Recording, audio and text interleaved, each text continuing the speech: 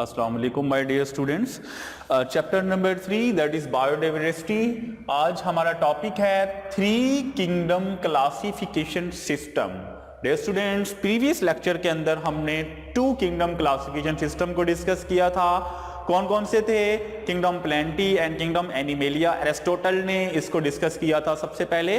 Kingdom plenty को हमने देखा कि all the plants were put in kingdom Plantae, and kingdom animalia के अंदर हमने देखा all the animal were put into the kingdom animalia.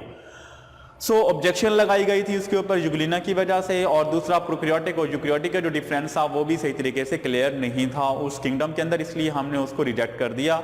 उसके बाद एक और साइंटिस्ट सामने आया, Ernst Haeckel. That's name is Ernst Haeckel. इसका नेम क्या है dear student? Ernst Haeckel name है इसका। 1866 के अंदर इसने जो फर्स्ट ऑब्जेक्शन थी, फर्स्ट ऑब्जेक्शन क्या थी हमारे पास? फर्स्ट ऑब्जेक्शन हमारे पास यूग्लिना की थी कि यूग्लिना जो था वो डियर स्टूडेंट्स प्लांटी भी था, मतलब प्लांट्स के मुताबिक भी वो रखता था कुछ कैरेक्टर, प्लांट के मुताबिक भी और कुछ कैरेक्टर एनिमल के। कैसे कि दिन के वक्त वो ऑटोट्रॉफ था और रात के वक्त वो हेटरोट्रॉफ बन जाता था, मतलब क्योंकि वो अपनी बॉडी के अंदर एनर्जी को स्टोर नहीं कर सकता था। रात के बाद वो दूसरी चीजों से खुराक लेता था, लेकिन दिन के बाद अपनी खुराक खुद तैयार कर लेता था। तो ये क्योंकि प्रोटिस्टा से बिलोंग करता था, प्रोटिस्टा फैमिली से बिलोंग करता था, तो इसके लिए एर्नस्ट हैक्ल ने 3rd किंगडम मुतारिफ करवाया। और फर्स्ट ऑब्जेक्शन को सॉल्व करके यूग्लिना जैसे, मतलब जो ऐसे ऑर्गेनिज्म जो बहुत कैरेक्टर रखते हैं, प्लांट भी और एनिमल भी, उनके लिए एक और किंगडम मुतारिफ करवाया और उसका नेम क्या था? Kingdom protista. मतलब ये कि किंगडम प्लेंटी भी था, किंगडम एनिमेलिया भी था एरिस्टोटल का, लेकिन उसके साथ उसने किंगडम प्रोटिस्टा को भी क्या करवाया जी? उन्हें मुतारिफ करवाया, इंट्रोड्यूस करवा दिया। यूग्लिना लाइक ऑर्गेनिज्म, मतलब ऐसे ऑर्गेनिज्म जो कि प्लांट लाइक भी हैं और एनिमल लाइक भी हैं, तो ये किंगडम प्रोटिस्टा के अंदर इंक्लूड कर दिए गए।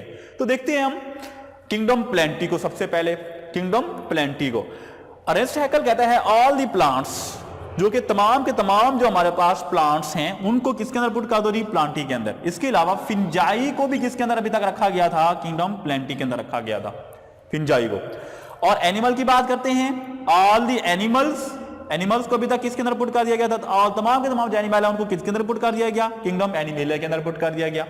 किंगडम प्रोटिस्टा को देखते हैं, 3rd किंगडम जो न्यू इंट्रोड्यूस करवाया गया था, 3rd किंगडम, 3rd सिस्टम, उसके अंदर कौन सा ऑर्गेनिज्म को रखे गए? ऐसे ऑर्गेनिज्म जो कि दोनों कैरेक्टर रखते हैं, प्लांटी भी कैरेक्टर रखते हैं और एनिमल कैरेक्टर भी रखते हैं, मतलब ऑटोट्रॉफ भी हैं और हेटरोट्रॉफ भी हैं, दोनों को। ऐसे कैरेक्टर जो दोनों, ऐसे ऑर्गेनिज्म जो दोनों कैरेक्टर रखते हैं उसको किंगडम प्रोटिस्टा के अंदर पुट कर दिया गया।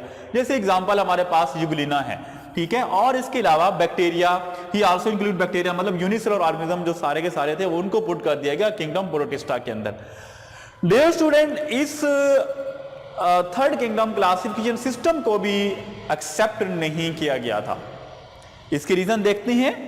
फर्स्ट जो इसके रीजन है वो है difference between prokaryotic and eukaryotic. इसके अंदर भी प्रोकैरियोटिक और यूकैरियोटिक का जो डिफरेंस था उसको सामने नहीं लाया गया था। देखिए, ऑर्गेनिजम्स की जो सेलुलर ऑर्गेनाइजेशन होती है, इट्स वेरी इंपॉर्टेंट, बहुत ज्यादा इंपॉर्टेंट होती है। मतलब कि कितने साल के ऊपर मुश्तमिल है ऑर्गेनिज्म, यूनिसेलुलर है, मल्टी सेलुलर है, ठीक है, किस तरह की उसकी ऑर्गेनाइजेशन है, सेलुलर ऑर्गेनाइजेशन है, इधर प्रोकैरियोटिक है, यूकैरियोटिक है।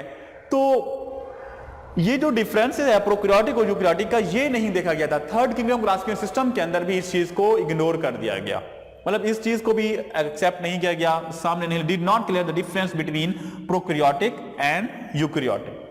तो जो पहली ऑब्जेक्शन थी वो सेम थी जो हमारे पास 2 किंगडम के हवाले से थी। 2 किंगडम क्लासिफिकेशन सिस्टम के अंदर भी यही ऑब्जेक्शन सामने आई थी, 3 किंगडम क्लासिफिकेशन सिस्टम के अंदर भी यही ऑब्जेक्शन सामने आई थी। दूसरी जो ऑब्जेक्शन है, objection on the Protista of fungi, on the protist of fungi. Fungi जो था उसको अभी तक किंगडम प्लेंटी के अंदर रखा गया था, फिंजाई अभी तक किंगडम प्लेंटी के अंदर मौजूद था। लेकिन इन फिंजाई के बारे में हम इंफॉर्मेशन देखते हैं थोड़ी सी पहले। वो ये है कि डियर स्टूडेंट, जो फिंजाई है, फिंजाई है तो हेटरोट्रॉफ। हेटरोट्रॉफ क्या होते हैं? मतलब जो अपनी खुराक खुद तैयार नहीं कर सकते, मतलब एनिमल्स सारे के सारे वो है हेटरोट्रॉफ फिंजाई। लेकिन वो जो खुराक हासिल करता है वो हासिल करता है एब्जॉर्बटिव मोड ऑफ न्यूट्रिशन, मतलब खुराक को वो एब्जॉर्ब करता है, इसको फॉलो नहीं कर मतलब एनिमल जो है, एनिमल्स वो एब्जॉर्प्टिव मोड ऑफ न्यूट्रिशन तो शो नहीं करते ना, हेटरोट्रॉफ हैं, मानते हैं all the organism animal heterotroph हैं, लेकिन वो एब्जॉर्प्टिव मोड ऑफ न्यूट्रिशन को शो नहीं करते। लेकिन फिंजाई एक ऐसा था जो कि हेटरोट्रॉफ भी था, लेकिन कौन सी मोड ऑफ न्यूट्रिशन शो करता था? एब्जॉर्प्टिव। लेकिन इसको अभी तक किसके अंदर रखा गया था? Fungi resemble in plants kingdom Plantae के अंदर रखा गया था। किंगडम प्लेंटी के अंदर क्यों रखा गया था? क्योंकि जो हमारे पास फिंजाई है, ठीक है, उसके बाहर क्या होती है डियर स्टूडेंट्स? सेल वॉल होती है। सेल वॉल की मौजूदगी की वजह से उसको अभी तक किसके अंदर पुट कर दिया गया था? किंगडम प्लेंटी के अंदर पुट कर दिया गया था। लेकिन ये ऑटोट्रॉफ भी नहीं था। किंगडम प्लेंटी के अंदर तो सारे के सारे ऑटोट्रॉफ आ जाते हैं, लेकिन ये ऑटोट्रॉफ भी नहीं था, ये हेटरोट्रॉफ था। अब ये समझ यार चाहिए। एक और बात ये थी कि जो इसकी जो सेल वॉल है, फिंजाई की जो सेल वॉल है, क्योंकि जो प्लांट्स की जो सेल वॉल है वो बनी होती है सेलुलोज की, लेकिन जो हमारे पास फिंजाई है उसकी एक और केमिकल है काइटिन, उसकी बनी हुई है। मतलब जो इसकी सेल वॉल की कंपोजिशन है फिंजाई की वो भी डिफरेंट है। सेल वॉल तो मौजूद है, सेल वॉल की मौजूदगी बताती है कि किंगडम प्लेंटी से बिलोंग कर सकता है, लेकिन सेल वॉल की जो कंपोजिशन है उससे ये पता चलता है कि ये किंगडम प्लेंटी के अंदर नहीं रखा जाता।